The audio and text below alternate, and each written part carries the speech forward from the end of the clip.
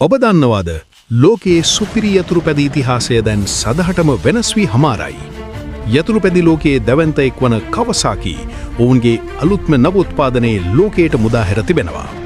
ඒ තමයි ලොව ප්‍රථම ස්ට්‍රෝං හයිබ්‍රිඩ් සුපිරි යතුරුපැදිය කවසාකි නින්ජා 7 හයිබ්‍රිඩ්.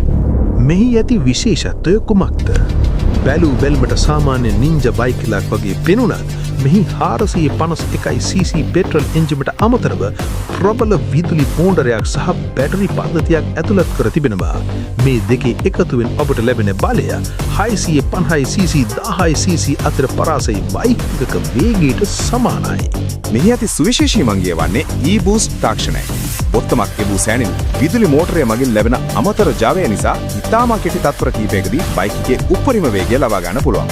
ඒ වගේම මෙහි ක්ලච් එකක් නැහැ. ඔබට සම්පූර්ණයෙන්ම ස්වයංක්‍රීයව හෝ බොත්තම් මගින් ගිය මාරු කරමින් මෙය පදවන්න පුළුවන්.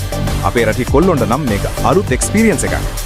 වේගය විතරක් නෙවෙයි මේ හයිබ්‍රිඩ් තාක්ෂණය නිසා ඔබට 250cc බයික් එකක වගේ ඉතාමත් ඉහළ ඉන්ධන පිරිමැස්මක් ලබා දෙනවා. ඉතින් අනාගතයේ තාක්ෂණය සමග යන මෙවැනි වාහන ගැන ඔබ මොකද හිතන්නේ?